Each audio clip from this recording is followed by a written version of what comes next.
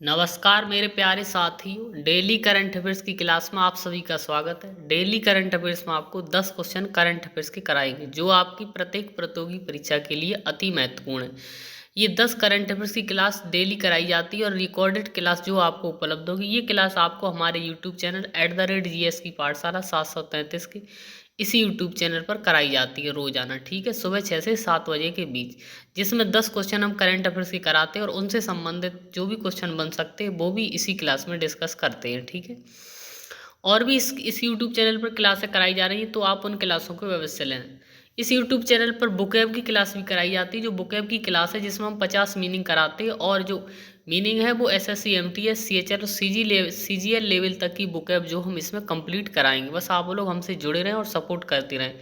इसी YouTube channel पर हमने ज्योग्राफी की क्लासें कंप्लीट करा दी हैं। ज्योग्राफी की जो क्लास हैं वो हमने यूपी PCS और RO लेवल तक की ज्योग्राफी जो हमने कराई हुई है, काफ़ी अच्छी लेवल की ज्योग्राफी, तो आप उन क्लासों को अवश्य लें और फिर कमेंट में बताएं कि वो क्लासें आपको कैसी लगी, ठीक है। तो चलिए आज की इस करंट अफेयर्स की क्लास की शुरुआत करते हैं। 7 नवंबर 2023 करंट अफेयर्स क्लास, ठीक है। ये क्लास काफ़ी महत्वपूर्ण है और प्रत्येक एग्जाम के लिए अति महत्वपूर्ण है, तो आप इस क्लास को अवश्य लें। पहला क्वेश्चन है, भारत के 3 सर्वाधिक प्रदूषित शहर कौन कौन से। तो भारत के 3 सर्वाधिक प्रदूषित शहर कौन कौन से हैं, जिनमें नंबर 1 पे है नई दिल्ली। कौन है नंबर 1 पे? कौन है? नई दिल्ली है, जिसका एयर क्वालिटी इंडेक्स में उसकी रैंक, उसके जो स्कोर है वो कितना है? 483, ठीक है। AQI इसका कितना है? 483 है। तो ये भारत में नंबर 1 पे है प्रदूषण में, ठीक है। सबसे ज़्यादा प्रदूषण नई दिल्ली में। दूसरे नंबर पे है फरीदाबाद, ठीक है, फरीदाबाद, जिसका AIQ कितना? 354 है। AIQ यानी कि एयर क्वालिटी इंडेक्स हवा में, ठीक है, ये एयर क्वालिटी इंडेक्स है और ये दूसरे नंबर पे फरीदाबाद, ठीक है। इसका स्कोर कितना है? 354 है। ये भी बहुत प्रदूषित शहर है। तीसरे नंबर पर आता है गाजियाबाद। गाजियाबाद जो है तीसरे नंबर पर है और ये 344 स्कोर के साथ तीसरे नंबर पर। तो एयर क्वालिटी इंडेक्स इसका कितना? 344, ठीक है। तो ये थे भारत के 3 सर्वाधिक प्रदूषित शहर। और भी जो भारत के प्रदूषित शहरों की एक अच्छी सी क्लास आपको इसी यूट्यूब चैनल पर कराई जाएगी, प्रदूषण क्यों फैलता है, सारी चीज़ों के बारे में, ठीक है। अगला क्वेश्चन है, हाल ही में वेस्ट इंडीज के किस ऑलराउंडर ने अंतर्राष्ट्रीय क्रिकेट से संन्यास ले लिया है। तो वेस्ट इंडीज के एक ऑलराउंडर हैं, इन्होंने अंतर्राष्ट्रीय क्रिकेट से संन्यास ले लिया। उनका नाम है सुनील नरैन। क्या नाम है? सुनील नरैन इनका नाम है। इन्होंने, ये वेस्ट इंडीज के ऑलराउंडर हैं, इन्होंने अंतर्राष्ट्रीय क्रिकेट से अब संन्यास ले लिया है क्योंकि इन्हें अंतर्राष्ट्रीय क्रिकेट में खेलने का मौका नहीं मिला था कई सालों से, इसलिए इन्होंने अंतर्राष्ट्रीय क्रिकेट से संन्यास ले लिया। आखिरी वाली अंतर्राष्ट्रीय इंटरनेशनल मैच 2019 में T20 खेले थे। 2019 में इंटरनेशनल मैच हुआ था T20 का, उसमें ये आखिरी बार खेले थे, तब से इन्हें मौका नहीं मिला।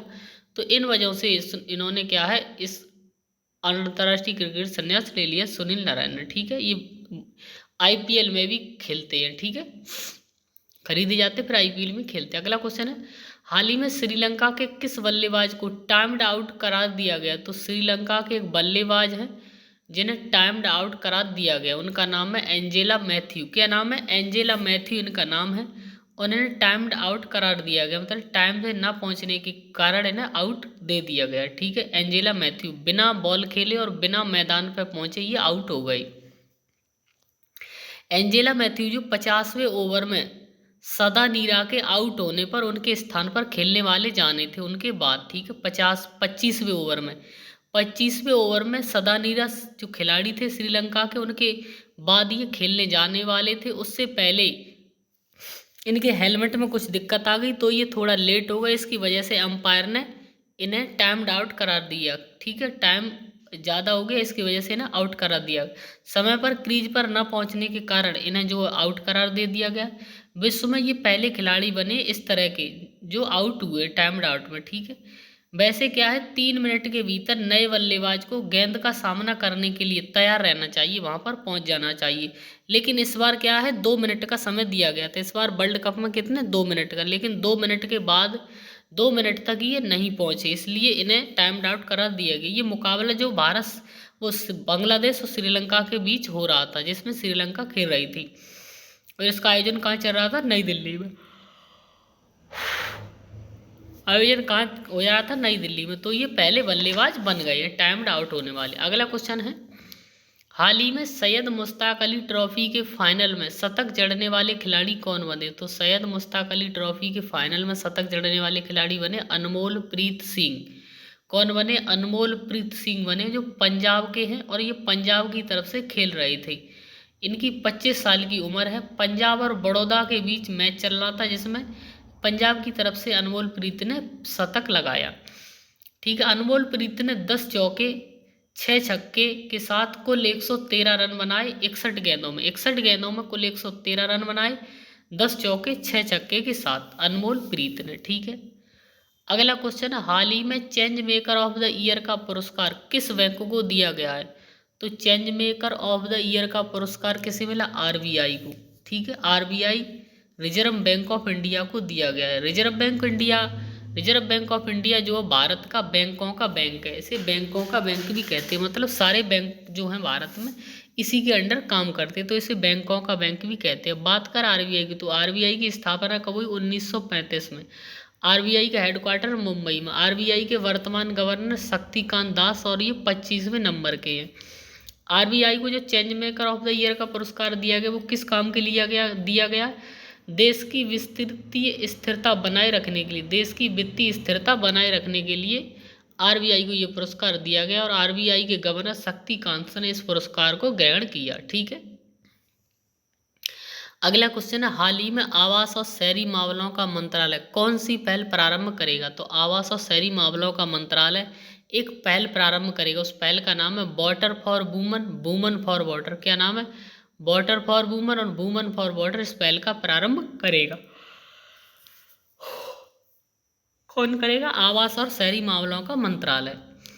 ठीक है, इसका नाम क्या रखा जाएगा? जल दिवाली। इसका नाम रखा जाएगा जल दिवाली, इसका नाम रखा जाएगा। ये पहल कब से प्रारंभ होगी? 7 नवंबर से प्रारंभ होगी और 9 नवंबर तक चलेगी। 7 नवंबर से 9 नवंबर तक ये पहल चलेगी। इसका उद्देश्य क्या है? इस पहल को शुरू करने का उद्देश्य है, इस पहल को शुरू करने का उद्देश्य जल प्रशासन में महिलाओं की सक्रिय भागीदारी के लिए एक मंच प्रदान करना। क्या उद्देश्य? जल प्रशासन में महिलाओं की सक्रिय भागीदारी के लिए एक मंच प्रदान करना, ये इसका उद्देश्य है। ठीक है, अगला क्वेश्चन है, हाल ही में किसे कॉलिंस डिक्शनरी का वर्ड ऑफ द ईयर 2023 चुना गया है?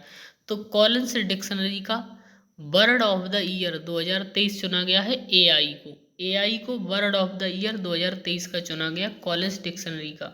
कॉलिंस डिक्शनरी का वर्ड ऑफ द ईयर चुना गया एआई, आर्टिफिशियल इंटेलिजेंस। एआई जो आर्टिफिशियल इंटेलिजेंस है, इसने हमारे दैनिक जीवन में आर्टिफिशियल इंटेलिजेंस की बढ़ती प्रमुखता को दर्शाया है। ठीक है, इसने दर्शाया है। अब बात करें कॉलिंस की, तो कॉलिंस के प्रबंध निदेशक कौन है? Alex B Craft. क्या नाम है? कॉलिंस के प्रबंधक हैं एलेक्स बी क्राफ्ट। ठीक है, 2022 में परमा क्रिसिस काफ़ी चर्चाओं में रहा और इसे Collins dictionary word of the year चुना गया। 2020 में लॉकडाउन चर्चाओं में रहा। 2020 में लॉकडाउन शब्द काफ़ी चर्चाओं में रहा। ठीक है, अगला क्वेश्चन है, हाल ही में कौन बैंक ऑफ महाराष्ट्र के कार्यकारी निदेशक के रूप में नियुक्त हुए? तो बैंक ऑफ महाराष्ट्र के कार्यकारी निदेशक के रूप में नियुक्त किया गया रोहित ऋषि को। किसे? रोहित ऋषि को नियुक्त किया गया। रोहित ऋषि का कार्यकाल 1 नवंबर से शुरू होगा और 3 साल तक इनका कार्यकाल रहेगा। कब तक? 3 साल तक इनका कार्यकाल रहेगा। रोहित ऋषि जो है AB विजय कुमार का स्थान ग्रहण किया। रोहित ऋषि किसके स्थान पर आए? AB विजय कुमार के स्थान पर ये आए। रोहित ऋषि को इस बैंकिंग क्षेत्र में 28 साल का अनुभव प्राप्त है। 28 साल से अधिक का अनुभव प्राप्त है इन्हें बैंकिंग क्षेत्र में। ठीक है, अब बात करें बैंक ऑफ महाराष्ट्र की, तो बैंक ऑफ महाराष्ट्र की स्थापना हुई 16 सितंबर 1935 को। बैंक ऑफ महाराष्ट्र की स्थापना हुई 16 सितंबर 1935 को। बैंक ऑफ महाराष्ट्र का हेडक्वार्टर पुणे महाराष्ट्र में। कहाँ पर? पुणे महाराष्ट्र में इसका हेडक्वार्टर है। अगला क्वेश्चन है, हाल ही में किस भारतीय कवि का निधन हो गया? तो हाल ही में एक भारत के कवि थे, उनका निधन, उनका नाम है गिवे पटेल। क्या नाम है? गिवे पटेल उनका नाम है। 83 वर्ष की उम्र में इनका निधन हो गया। कितनी? 83 वर्ष की उम्र में गिवे पटेल का निधन हो गया, जो एक फेमस कवि थे। इनका निधन कहाँ पर हुआ? पुणे महाराष्ट्र में इनका निधन हो गया। कहाँ? पुणे महाराष्ट्र में इनका निधन हो गया। इनका जन्म 18 अगस्त 1940 को हुआ था। कब हुआ था? 18 अगस्त 1940 को इनका जन्म हुआ था। ये पर्यावरण के प्रबल समर्थक थे, पर्यावरण के प्रबल समर्थक थे। गिवे पटेल के कुछ फेमस नाटक हैं जिनमें प्रिंसेस जो 1971 में प्रकाशित हुआ। नंबर 2 है सवाक्सा, सवाक्सा 1982 में प्रकाशित हुआ। और मिस्टर बेहराम 1987 में प्रकाशित हुआ। ये इनके कुछ फेमस नाटक हैं, ठीक है। अगला और अंतिम क्वेश्चन इस क्लास का है, किस स्वदेशी मिसाइल विध्वंसक पोत का अनावरण गुजरात के मुख्यमंत्री करेंगे? तो स्वदेशी मिसाइल विध्वंसक पोत का अनावरण गुजरात के मुख्यमंत्री करेंगे। उस स्वदेशी मिसाइल विध्वंसक पोत का नाम क्या है? सूरत। उस पोत का नाम क्या है? सूरत है। और ये सूरत शहर पर इसका नाम रखा गया है। इसका अनावरण कहाँ किया जाएगा? सूरत शहर गुजरात में इसका अनावरण किया जाएगा। और अनावरण कौन करेंगे? गुजरात के मुख्यमंत्री भूपेंद्र पटेल। अनावरण कौन करेंगे? गुजरात के मुख्यमंत्री भूपेंद्र पटेल गुजरात सूरत में इसका उद्घाटन करेंगे, ठीक है। और इसमें और कौन शामिल होगा? इसमें शामिल होंगे नौसेना प्रमुख आर हरि कुमार। नौसेना प्रमुख आर हरि कुमार भी इसमें अनावरण में शामिल होंगे, ठीक है। इसका निर्माण जो सूरत मिसाइल ये विध्वंसक पोत बनी है, इसका निर्माण कार्य कब से शुरू हुआ था? 17 मार्च 2022 से इसका निर्माण कार्य शुरू हुआ था। और निर्माण कार्य का शुभारंभ किसने किया था? रक्षा मंत्री राजनाथ सिंह ने 17 मार्च 2022 को इसका निर्माण कार्य का शुभारंभ किया था, ठीक है। सूरत जो विध्वंसक मिसाइल इसका निर्माण कौन कर रहा है? तो इसका निर्माण कर रहा है Mazagon docks ship builders limited, Mumbai इसका निर्माण कर रही है, ठीक है। तो ये थे डेली करंट अफेयर्स के 10 क्वेश्चन की क्लास। डेली करंट अफेयर्स के 10 क्वेश्चन की क्लास यहीं पर समाप्त होती है। ये क्लास आपको हमारे यूट्यूब चैनल @GS की पाठशाला 733 के यूट्यूब चैनल पर उपलब्ध होगी। रिकॉर्डेड क्लास होगी और डेली करंट अफेयर्स की क्लास कराई जाती है। 10 क्वेश्चन करंट अफेयर्स के हम कराते हैं जो प्रत्येक परीक्षा के लिए अति महत्वपूर्ण है, ठीक है। और उनसे संबंधित क्वेश्चन भी हम बताते हैं। रिकॉर्डेड क्लास होगी इस यूट्यूब चैनल पर। और भी कई क्लासें आपके लिए प्रतियोगी परीक्षाओं से संबंधित कराई जा रही, तो आप उन क्लासों को भी अवश्य लें और हमें सपोर्ट करते हैं, ठीक है।